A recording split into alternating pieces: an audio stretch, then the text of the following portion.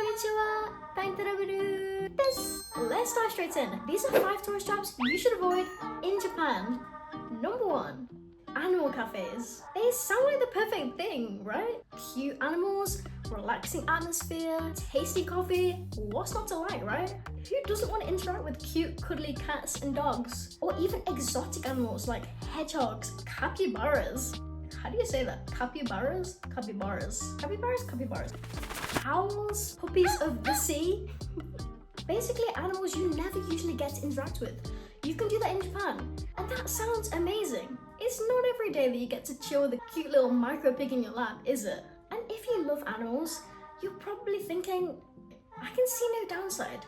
Wrong. There is a downside. Don't get me wrong. The idea of it sounds heartwarming to me, like spending all day with cute, cuddly animals. But I can't ignore the fact it feels unethical. And some animals aren't so lucky. They're either mistreated or live in tiny enclosures. Look how tiny that is. Doesn't exactly scream ethical to me. I will never forget the time that I went to a hedgehog cafe for the first time in Tokyo. I was expecting to meet cute little hedgehogs and care for them, maybe feed them and learn about them. But when I got there, we all had these little bowls and mine looked like it was clawing to get out of it.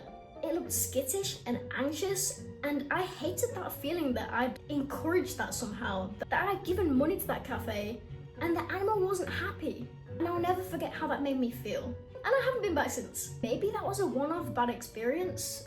I don't know. I'm not an animal expert or an inspector. I haven't been behind the scenes and seen how they run things, how they care for the animals. I can only go off my own experience. And it was bad. That being said, I have had some positive experiences. So I've been to cat cafes and they seem pretty chill. Let's be honest, cats don't care anyway. They seem to have a lot of space to roam around, things to climb. The staff explain their names and the behaviors of each of them. And it was really interesting, fun experience. And it was quite relaxing. And a lot of cats are indoor cats anyway. They don't go out, so it kind of made sense. It didn't feel like they were restricted in any way. So maybe it just depends on which one you go to. So my advice would be to do your research, check reviews online, and be prepared for it to not be quite what you expected. I don't want you to be disappointed by these experiences. I was super excited to go to animal cafes before going to Japan. But my opinion's been changed along the way, I'm sad to say. There's a dark side to animal cafes, so don't be fooled by exteriors. Number 2, themed things. Japan is wacky and wonderful, a little bit crazy, but that's why I love it. And that's why a lot of people love it, because it's so out there. You'd find things that you don't find anywhere else. And that includes really random themed things. For example, a museum dedicated to poop. And the art of pooping. How weird is that? Like, nowhere else in the world would you find this. Or maid cafes for that matter. That's so Japanese. Where maids treat you like royalty, dress up in cute kawaii outfits, address you as master. It's enough to make you feel like you've been transported to a new isekai anime dream world, okay? Who doesn't want to feel special and important? And Japan gets that. Heck, I've even seen a vampire cafe. That was pretty wild. But what you probably don't realize is 1, they're overpriced, 2, they're overhyped, 3, the food is trash. And you know what they say about novelty? Novelty wears off pretty quickly. A lot of these themed things end up really busy and really loud and really crowded. So be prepared to queue for a long time. Sometimes you even have to book months and months in advance to even get in. And once you're in there, it's just not what you expected. It's disappointing because you realize it's been overpopularized online. They draw you in with this amazing omurice art, Pikachu-shaped food, sexy Japanese butlers. Then they sting you with an extortionate bill, tiny food portions, and you leave with an empty stomach.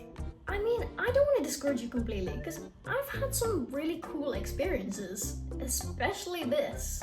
But a lot of the time, I just regret wasting my money when I could have spent it on something more than half the price probably, and way more delicious. Instead of waiting such a long time and building up this great expectation, I could have found somewhere that was underrated that I'd never expected and I'd never seen before online. I guess what I'm trying to say is theme things are great, don't get me wrong. They can be pretty fun and pretty unique. But if something seems too good to be true, it probably is. And let's not forget, Japan has some of the best food and service in the world. So stop wasting all your money and time on these glorified tourist traps. Number 3, Dotonbori. So if you haven't traveled to Japan yet, you might not know what this is. So Dotonbori is a colorful, vibrant entertainment district in Osaka, mostly known for its amazing street food. Vibrant neon lights, a beautiful canal, crazy buildings with crabs on, if that's your thing. In short, it's one of the most popular tourist attractions in Japan. And it seems like the perfect spot to enjoy Japan's nightlife. It's also the biggest tourist trap. As you can imagine, it's very, very popular with foreigners. It's a guidebook must-see, which means it's expensive, crowded, and it has huge never-ending lines. You were waiting a long time for this, okay? And I feel like there are better street food options out there for a way better value. When I think back, my experience wasn't that great.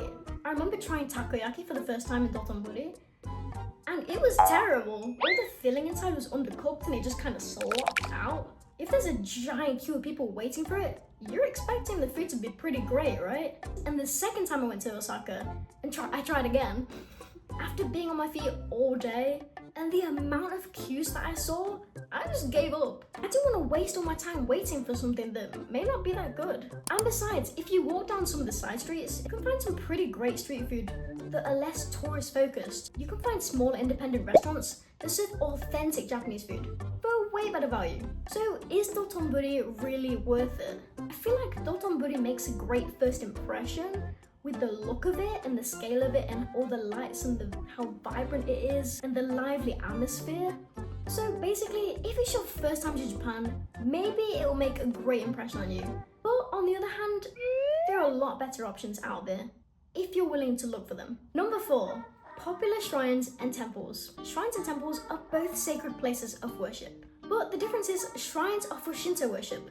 Here you worship gods and spirits. These shrines are marked by torii gates, which you've probably seen before. Temples, however, are for Buddhist worship, just in case you're wondering how to tell them apart.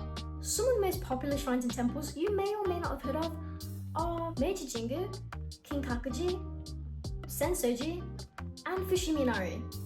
These are very, very popular tourist attractions. I find it really odd calling temples and shrines attractions, if I'm honest. I don't know if it's just me, but to me that sounds kind of alien. Like, they're so sacred and so beautiful, it feels weird. But it's what Google says they are, so there you go. That being said, you definitely shouldn't miss them. They're such an amazing, unique experience that you really can't get anywhere else. But again, like a lot of things on this list, they can get overcrowded and very, very touristy, which, you know, I hate if you watch this channel. I know, I'm a tourist, shut up.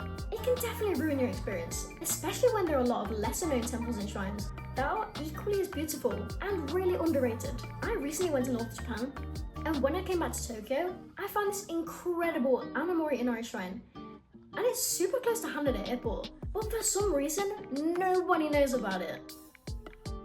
Why? And it looks surprisingly similar to Fushimi Inari Shrine, the one that's super, super crowded, that everybody goes to. So what I'm trying to say is that all of these shrines and all of these temples are so beautiful and so stunning, but don't just stick to guidebooks must-see temples and shrines. Don't just stick to Google's must-visit Japan travel list. There are some incredible shrines and temples out there that are just waiting for you to explore them. And finally, number 5. You knew it was coming. TeamLab. TeamLab is a Tokyo-based international artist collective, and they do these incredible immersive visual art museums that are located in Osaka, Kyoto, Fukuoka, and obviously Tokyo. The most popular ones have to be TeamLab Planets and TeamLab Borderless. And I admit, both of these are visually stunning, entrancing, and otherworldly, if that other world was filled with Funko toenail.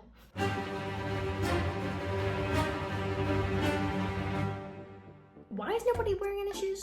I'm not gonna lie to you. Young Instagrammable picture taking me probably would have loved this, okay? Like a lot of people out there, I would have lapped it up. But 32-year-old me just sees crowds, sweat, and possible athlete's foot. Doesn't really seem appealing to me. Plus, it's so overdone. I see it everywhere. I'm sick of seeing it. I'm sick of hearing about it. It's the kind of place that you imagine going to and completely switching off and being super, super relaxed and immersed in this beautiful artwork. But then when you get there, you're just surrounded by hordes and hordes of people, videoing, taking pictures of every square inch of the place, All for our god, social media. Is it just me? I find that super stressful. I don't want to be surrounded by tons of people bashing into me, people treading on my toes, competing for the perfect photo that I'll probably never get because there's way too many people around me. And it's not like a beautiful park or temple where you can go early hours in the morning and kind of beat the crowds and get the perfect shot, right? Like, there's a set open time. Everybody knows it. Everybody's gonna be there. It's kind of unavoidable. I guess super idealized things like this just piss me off because I, like any other person, am not immune to the excitement they bring or the avalanche of disappointment that I get after. I mean, maybe if you go early enough, you'll capture the perfect photo. But for me personally, it's just not worth it. If you really want to experience teamLab, I'd recommend going to teamLab Botanical Garden in Osaka because that way you're actually outside and it's a lot more free. At the start of it, you might feel like you're on a bit of a school trip, but eventually you can kind of disperse away from the crowd. You won't feel so boxed in. And on the bright side, nobody talks about this one. For some reason, this isn't in the limelight like the other two are, which is a shame because it's very beautiful, especially the lanterns on the lake. It feels super romantic and really serene. Plus, you need the fresh air and the vitamin D. Put your phone down, go outside and touch grass. At the end of the day, maybe I'm wrong. Maybe you'll go to teamLab and it'll be everything you ever dreamed it was. I just don't want to fall for any more overhyped and overpriced tourist traps in Japan. But what do you think? Do you agree with my list? Have you been to any of these? Tell me in the comments below if you agree or you disagree. Don't forget to subscribe if you want to see more content like this. 見てくれてありがとう. Bye bye! I don't want to discourage you. Discourage? And it seems like the perfect spot to enjoy Japan's... Jesus Christ.